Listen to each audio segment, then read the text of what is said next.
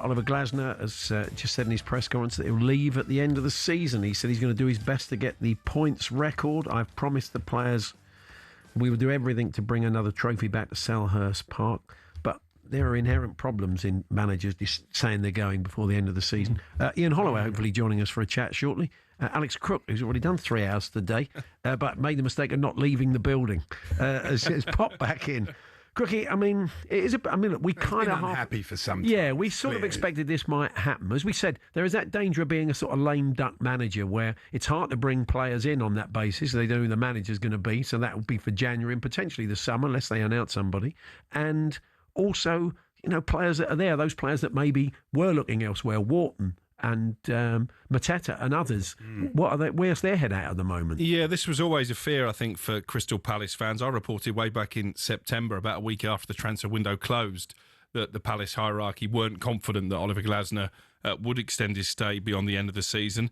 I think the timing of his announcement is interesting because it literally came 10 minutes after we were reporting on talkSPORT.com that Mark Gay is on his way to Manchester City. There's an agreement in principle between the two clubs. Glasner has said that Gay won't play for Palace this weekend. He's going to undergo a medical at Manchester City. So to lose your manager and your FA Cup winning centre-back on the same day is a huge blow for Crystal Palace. And I think this is a byproduct of the fact they weren't ambitious enough in the summer to build on their FA Cup success. They didn't really strengthen the squad. And he was very open about that. He was. They lost Eberici Eze without really replacing him. And Yeremy Pino has come in and done well, but he's not a like-for-like replacement.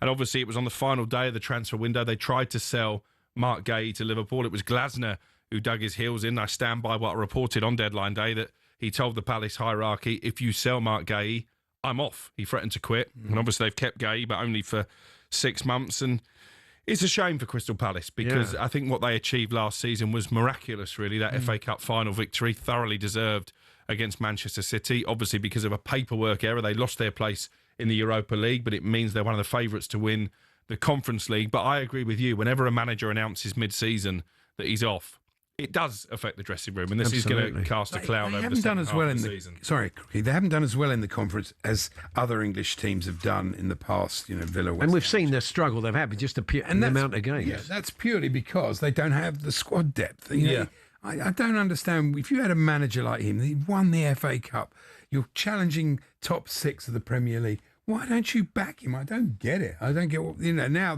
now they're going to pay the price. It's bizarre. And when we had John Textor in the studio with Jim and Simon, he said, didn't he, that maybe Steve Parish didn't have the same ambition that perhaps he did. And I think that's borne fruit. And you're right, whenever he's tried to rotate this season, he did it at home to Larnaca. That was a shock defeat in the Conference League. He did it in their final match when they needed a win to go straight through to round of 16. Now he's got 2 more games. And they've got 2 extra games in that competition. And obviously, he did it to a certain extent against Macclesfield at the weekend, left out Jean-Philippe Mateta. Yeah. And that's one of the most embarrassing FA Cup defeats in recent times. So it shows you the squad is probably not deep enough to compete. And there was always a concern this would be a pack of cards because we knew that Glasner was going to go.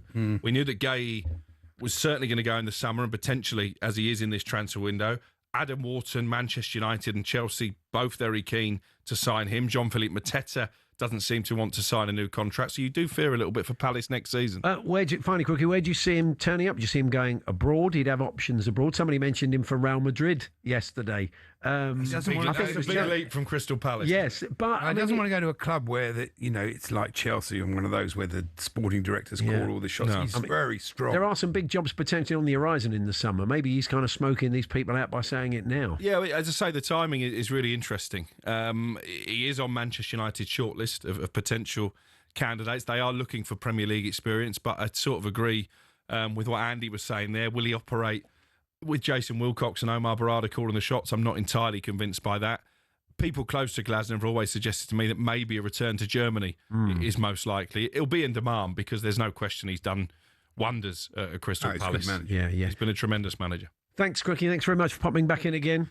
So we're going to hear from Michael Carrick a little bit later on. Let's chat to a former Crystal Palace manager, man who took him up. Of course, it is Ian Holloway. Good afternoon, Ollie. Good afternoon, lads. How you doing? Yeah, not too bad. Just listening to that conversation with Crookie, you caught some of that. We're talking about lame duck managers. I mean, I don't know if you've ever been in a situation where you've told people you're going 4 or 5 months before you go, but the outcome doesn't tend to be positive when that happens.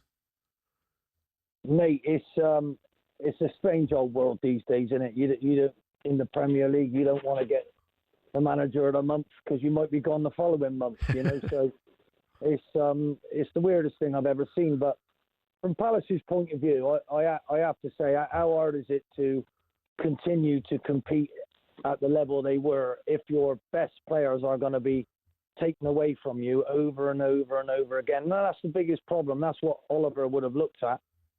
And that's Palace's.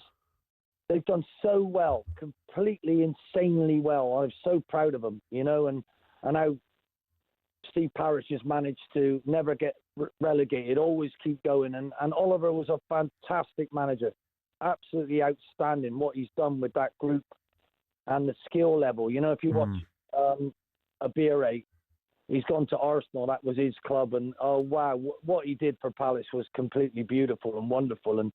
And Elise, the other side, it's very, very tough when you're trying to compete and how much the wages are now for these lads, what they can get at the top clubs. And I remember Steve Parish saying to me his ambition was, why can't we be a top 10 club? Well, the top 6 are way ahead of the top 10. Do you get what I mean? And that's your problem. How are you going to... The wages, oh my goodness me. And let's just talk about Gay. What about how brilliant he was for Palace and how brilliant he was in how professional he's been. He deserves a move, just like Semenya, you know. And I believe Palace will continue to be strong, but it's not good. It would be better for them if Glasner found a place right now and he went and they. It's all about commitment. Players want commitment. Are we going to be good? Are we going to be doing? And they want to know who they're working for. Yeah. So, I mean, you've been in a dressing room as player and manager, and do you, what's the kind of reaction of players if they know? Like, you know, the Palace players are all going to be on the WhatsApp group. They're all going to be talking. They probably knew this was coming anyway, but still, they'll be on to their agents. So where does this leave me? You know, should I? I mean, victims of their own recruitment, Palace. Yeah. We said at the end of last season when they won the cup, they get 6 players that would walk into top 4 teams. They've got very good players. They've done that. It's just it's churn, isn't it? It's letting those guys go and replacing them with equal quality. And I think that was the frustration for Oliver Glasner. Well, I think they haven't caught up to that level yet. This is the whole problem. How many years has it taken Arsenal to come second, and be close? And they haven't caught up for 20 years, have they, for what their previous manager, where they put them in Arsene Wenger. So, and look at Man United, they're scrambling to try and get even half as famous as they were with Sir Alec in control. So Oliver was vital to this, and really, in my experience, it would be better if he left and someone else took him now. Now he's actually stated it. It's a very difficult situation to get someone to commit to the club if you're not yourself. So, you know, it is a problem, but all I want to do is congratulate him. I think he deserves a fantastic job, what he's done for Palace, how Palace have progressed and grown. It's going to be difficult for anyone to keep that going, but I'm sure I've been there. I worked there myself. It was something to be proud of, and you know, they've got to try and find these lads who aren't quite top level and keep working with them to be top level. And that togetherness was what won them with the skill was incredible. And well done to Oliver. I'm sure they will keep being strong. The Palace deserve it. I think they've earned it.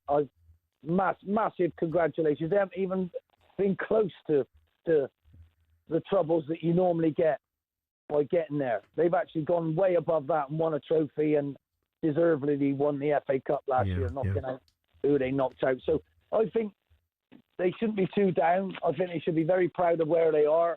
If you look at the club, it is a top 10 club. Well done, Steve.